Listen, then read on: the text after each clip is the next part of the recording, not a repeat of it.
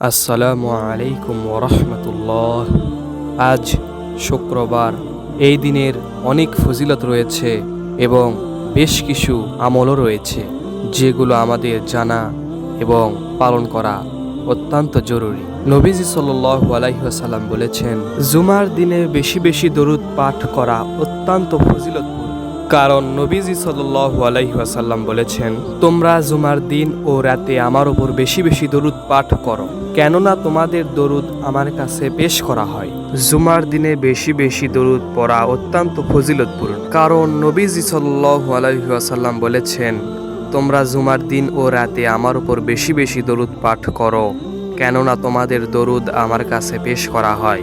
এই আমলের মাধ্যমে আল্লাহ বান্দার উপর 10 বার রহমত নাজিল করেন, গুনাহ মাফ করে দেন এবং কিয়ামতের দিন নবীজির শাফায়াতের লাভ আশা করা যায়। বিশেষত আসরের পর 80 বার এই নির্দিষ্ট দরুদ পাঠ করলে 80 বছরের গুনাহ মাফ হওয়ারও বিশেষ ফজিলত বর্ণিত আছে। বেশি বেশি দরুদ পড়ার নির্দেশ। রাসূল সাল্লাল্লাহু আলাইহি ওয়াসাল্লাম বলেছেন, জুমার দিন ও রাতে আমার উপর বেশি বেশি দরুদ পাঠ করো, কারণ যে আমার উপর একবার দরুদ পাঠ করে আল্লাহ তার উপর 10 বার রহমত নাজিল করেন। সুবহানাল্লাহ সাল্লাল্লাহু আলাইহি ওয়াসাল্লাম। জুমার দিনে উম্মতের দরুদ নবীজি সাল্লাল্লাহু আলাইহি ওয়াসাল্লামের কাছে পৌঁছানো হয় এবং ফেরেশতারা ইস্তেগফার করেন। কিয়ামতের দিনের ফজিলত। যে ব্যক্তি জুমার দিনে বেশি দরুদ পড়ে সে কিয়ামতের দিন নবীজির সবচেয়ে নিকটবর্তী হবে এবং তার জন্য শাফায়াত করা হবে।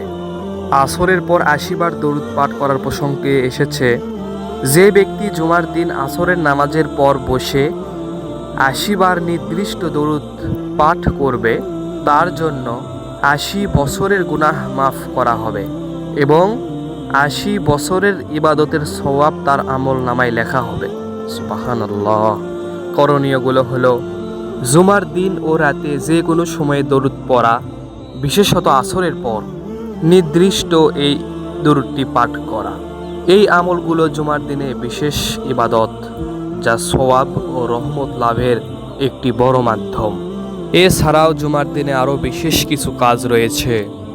জুমার দিনে করণীয় বিষয়গুলো হলো, গোসল করা, পরিষ্কার পোশাক পরা, সুগন্ধি ব্যবহার করা, তাড়াতাড়ি মসজিদে যাওয়া, মনোযোগ দিয়ে খুতবা শোনা, সূরা কাহাফ তেলাওয়াত করা এবং দরুদ ও দোয়া বেশি বেশি পড়া, যা এই বরকতময় দিনে আত্মশুদ্ধি ও আল্লাহর নৈকট্য লাভে সাহায্য করে। জুম্মার আজানের পর জাগতিক কাজ ত্যাগ করে কেবল ইবাদতে মনোনিবেশ করা উচিত। জুমার দিনে কিছু গুরুত্বপূর্ণ আমল রয়েছে, যেগুলো হলো গোসল ও পরিচ্ছন্নতা। জুমার দিনে উত্তম পোশাক পরিধান করা, সুগন্ধি ব্যবহার করা এবং দাঁত মেসওয়াক করা সুন্নাহ। এছাড়া তাড়াতাড়ি মসজিদে যাওয়া, আজানের সাথে সাথে মসজিদে উপস্থিত হওয়া এবং সম্ভব হলে হেঁটে যাওয়া উত্তম। খুতবা শোনা, ইমামের খুতবা মনোযোগ সহকারে শোনা, কোনো প্রকার কথা বা ব্যস্ততা থেকে বিরত থাকা জরুরি। সূরা কাহাফ তেলাওয়াত। এই দিনে সূরা কাহাফ পাঠ করলে 2 জুমার মধ্যবর্তী সময়ের জন্য নূর বা আলো লাভ হয় এবং গুনাহ মাফ করা হয়। দরুদ ও দোয়া। নবী সাল্লাল্লাহু আলাইহি ওয়াসাল্লামের প্রতি দরুদ ও সালাম পাঠানো এবং আল্লাহর কাছে বেশি বেশি দোয়া করা, বিশেষ করে আসরের পর থেকে মাগরিবের আগ পর্যন্ত। জুম্মার নামাজ আদায়। জুমার নামাজ জামাতের সাথে আদায় করা ফরজ এবং এর গুরুত্ব অনেক। অন্যান্য কিছু করণীয় রয়েছে, যেগুলো হলো, জুমার দিনকে অন্যান্য দিনের চেয়ে বেশি ইবাদতের জন্য উৎসর্গ করা, ফজরের নামাজ জামাতে পড়া উত্তম, সাপ্তাহিক ছুটির দিন হওয়ায় দুনিয়াবি কাজ কম করে ইবাদত ও জিকিরে মশগুল থাকা। আল্লাহ তাআলা আমাদেরকে এই সকল কাজ বা ইবাদত করার তৌফিক দান করুন। আমিন।